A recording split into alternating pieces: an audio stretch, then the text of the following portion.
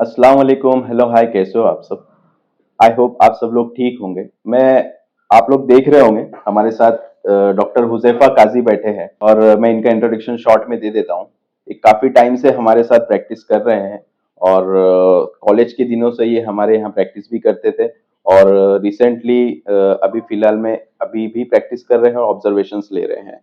सो इनकी रिक्वेस्ट काफी दिनों से थी कि डॉक्टर आमिर, हमें वायरल बैक्टीरियल फीवर पे कुछ तो डिस्कस करना चाहिए कि जिससे आम पब्लिक को मालूम हो, अवेयर हो ये चीज के बारे में और किस तरह से होता है ये। और कुछ पेरेंट्स क्वेश्चन भी करते हैं ओपीडी में कि बच्चों को सर्दी खांसी होने पे वो खुद क्वेश्चंस कर लेते, सर ये वायरल है क्या नहीं। तो यही रिक्वेस्ट लेके डॉक्टर हुजैफा हमारे पास आए थे, तो हमने सोचा एक प्रॉपर सेशन हम लोग इस पे बनाए जिसके जरिए से आप लोगों को भी नॉलेज मिले और पब्लिक भी अवेयर हो। सो डॉक्टर हुजैफा काजी। अस्सलाम वालेकुम वरहमतुल्लाहि वबरकातुहू। जज़ाकल्लाह सर एक अच्छे इंट्रोडक्शन के लिए। ये जो सीरीज हम लोग आज से स्टार्ट कर रही है, इंशाल्लाह हर संडे कोई ना कोई टॉपिक पे हम लोग जी वीडियोस अपलोड करेंगे। एक पॉडकास्ट के तौर पे इसको कंटिन्यू रहेगा। तो वायरल और बैक्टीरियल फीवर पे काफ़ी दिनों से हमारा डिस्कशन ऐसे ही चल रहा था। मैंने सोचा कि चलो हम लोग इसको क्यों ना, सर के जितने फॉलोअर्स है और इसमें काफ़ी मेडिकोज भी है, कहीं ना कहीं ये बहुत बेसिक चीज़ है, इसका आम पब्लिक को भी अवेयरनेस होना चाहिए और मेडिकोज को भी होना चाहिए। जी तो इसी टॉपिक को हम लोगों ने आज प्लान किया कि इस पर डिस्कशन करेंगे। बिल्कुल तो इंशाल्लाह। सर हम स्टार्ट करते हैं। जी सर सबसे बेसिक चीज, आने वाला जो पेशेंट फीवर और शिवरिंग लेकर आता है, क्या हर पेशेंट वायरल वाला होता है? जी जी। हमें ये समझना बहुत जरूरी है डॉक्टर साहब। मैं आपको बता दूं, अल्लाह ताला ने अपने बदन का निजाम इस तरीके से बनाया है कि जिस तरह से ईंटों से दीवार बनती है, उसी तरीके से सेल से अपनी पूरी बॉडी बनती है। सेल से टिश्यू बनते हैं, टिश्यू से ऑर्गन बनते हैं और ऑर्गन से अपनी बॉडी बनती है। ठीक है, ये एक नॉर्मल मैकेनिज्म है अपनी बॉडी का।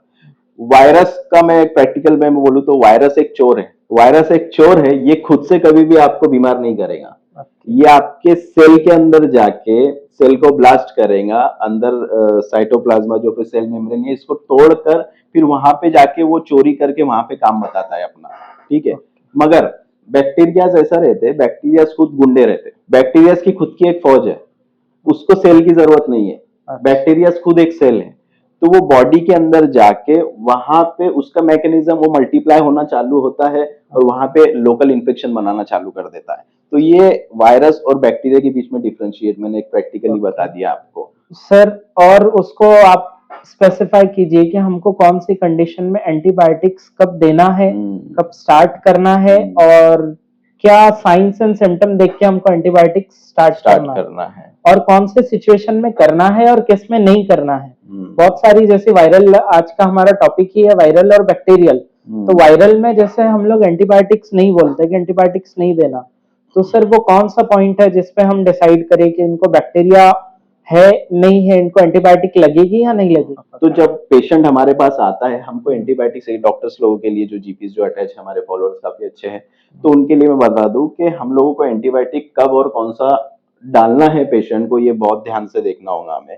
उठे छुटे कोई भी मैंने तो यहाँ तक के देखा है सादे हेडेक के लिए भी डॉक्टर्स कभी कभी एंटीबायोटिक प्रिस्क्राइब कर देते हैं, जो कि काफी गलत है। ठीक है, तो हमें जब पेशेंट हमारे पास आता है, पर्टिकुलर उसको इन्फेक्शन क्या बैठा है, इन्फेक्शन कौन सी चीज का बैठा है, हमें वो देखना है। आफ्टर दैट एंटीबायोटिक आप सिलेक्ट करो। हाँ, आपको सादा मैं बता दूं, सादा जिस तरीके से एक बैक्टीरिया हमारी बॉडी पे जब अटैक करता है ना, तो कम से कम हर बीमारी का इंक्यूबेशन पीरियड, ऑनसेट पीरियड जिसको हम बोलेंगे, वो हर बीमारी का अलग अलग है।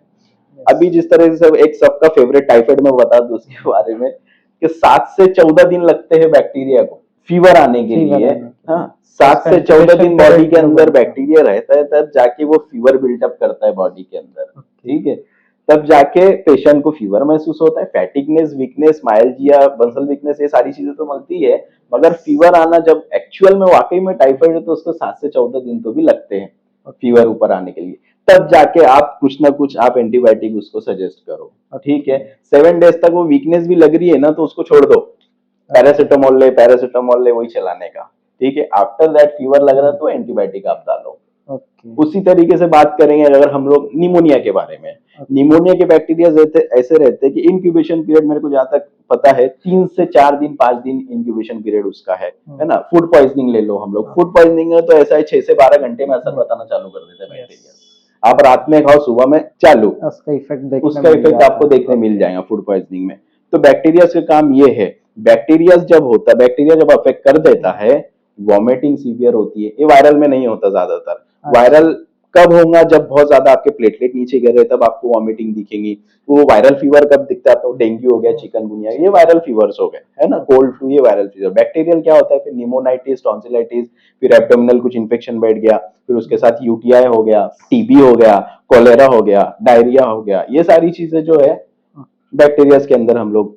सर जो वायरल है और बैक्टीरियल है ये हम लैब रिपोर्ट्स में से कैसे डिफरेंशिएट करेंगे? लैब रिपोर्ट्स के अंदर जब तक के कोई लोकलाइज्ड इन्फेक्शन नहीं बैठता ओके लैब रिपोर्ट्स के अंदर वेरिएशंस नहीं आते। ओके ना ही आपको न्यूट्रोफिलिक काउंट्स में कोई वेरिएशन दिखेंगे, ना ही लिम्फोसाइट्स के अंदर वेरिएशन दिखेंगे, ना ही डब्ल्यूबीसीज के अंदर वेरिएशन दिखेंगे।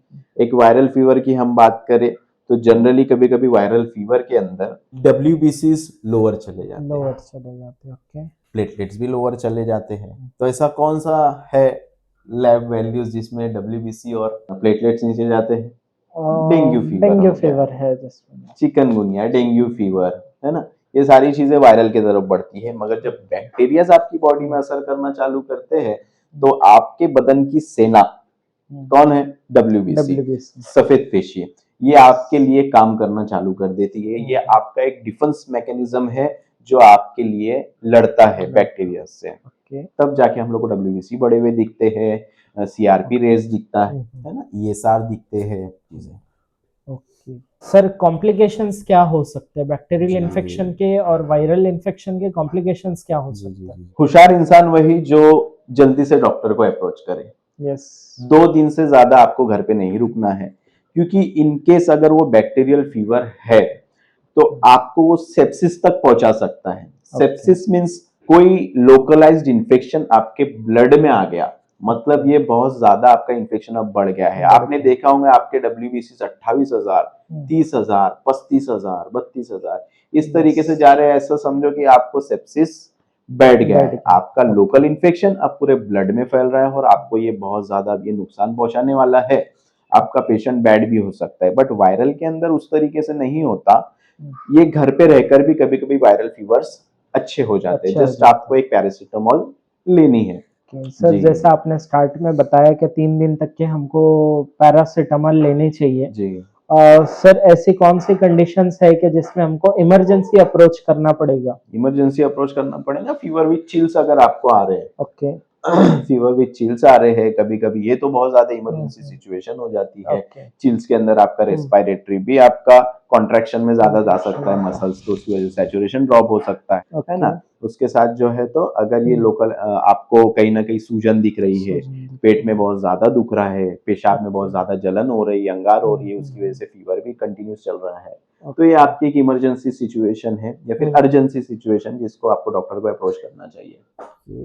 जी ठीक है सर। और ड्यूरेशन जनरली कैसे हम डिफरेंशिएट कर सकते हैं वायरल का और बैक्टीरियल का? जैसे आप बता रहे कि 3 दिन तक की हमको पैरासिटामोल देना है, अगर उसके बाद पेशेंट को रिलीफ फील होता है तो इट मींस कि वायरल है, ऐसे हम बोल सकते हैं। आपको 3 दिन 2 दिन के बाद वो कॉन्सिक्वेंसेस नहीं बढ़ रहे हैं, आपकी तकलीफें नहीं बढ़ रही है, जस्ट फीवर वीकनेस तो लगेंगी, बट उसके साथों साथ कहीं पे इन्फ्लामेशन बढ़ रही है या फिर बहुत ज्यादा आपको सीवियर एब्डोमिनल पेन स्टार्ट हो गया है ना, फिर कहीं से डिस्चार्ज होना चालू हो गया है, तो आपको फिर डॉक्टर को अप्रोच करना है।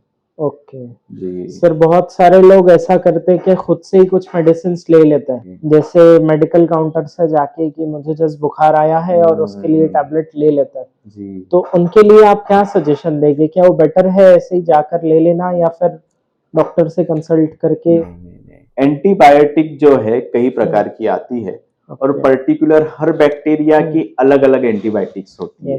कई ग्राम नेगेटिव बैक्टीरियाज आते हैं, ग्राम पॉजिटिव बैक्टीरियाज आते हैं। आप लोगों की नॉलेज के लिए बता रहा हूँ कि बैक्टीरियाज के कई प्रकार है, कई तरह के आकार के होते हैं, तो ये हर बैक्टीरिया अलग होता है और हर बैक्टीरिया के ग्रुप का एंटीबायोटिक भी अलग होता है। उस Yes. तरीके से ये एंटीबायोटिक्स डिजाइन किए जाते हैं, है ना। उठा के सर के आप सर्दी बुखार की कोई एंटीबायोटिक ले लो, आप कॉमनली चला रहे हो, या फिर अपने बच्चे को पिछले प्रिस्क्रिप्शन का एंटीबायोटिक चला रहे हो, ये बहुत गलत है। डॉक्टर से कंसल्ट करके एंटीबायोटिक आपको लेना है। ओके सर, काफी अच्छा सेशन रहा। इसमें अगर कुछ क्वेरीज अगर किसी को रहेगी तो वो बिल्कुल कमेंट सेक्शन में बता सकते पूछ हैं, सकते हैं। और अपना सजेशन भी कमेंट सेक्शन में हमको दे जी। सकते हैं। और अगर कुछ केस डिस्कशन रहेगा तो वो डीएम करके वो पूछ भी भी डीएम सकते हैं। करिए, हम लोग बिल्कुल अप्रोच करेंगे आपके डीएम को, और जो केसेस आप बताएंगे इंशाल्लाह हम उस पर डिस्कशन करने की कोशिश करेंगे। और ये एक सीरीज हम लोगों ने स्टार्ट किए हैं, संडे, इंशाल्लाह। हर संडे इंशाल्लाह हम लोग ये डिस्कशन सेशन हम लोग अपलोड करेंगे, जिसके थ्रू आपको नॉलेज अच्छा मिलेगा, और जो न्यू प्रैक्टिशनर्स है, न्यू डॉक्टर्स है, उनके लिए भी ये चीज बहुत अहम, बहुत फायदेमंद साबित होगी इंशाल्लाह। सो आई होप आप लोगों को ये सेशन अच्छा लगा हो, और कमेंट में बताइए कैसा लगा आपको, और क्या टॉपिक्स चाहिए आप हमें डीएम करिए। ओके, जज़ाकल्लाह।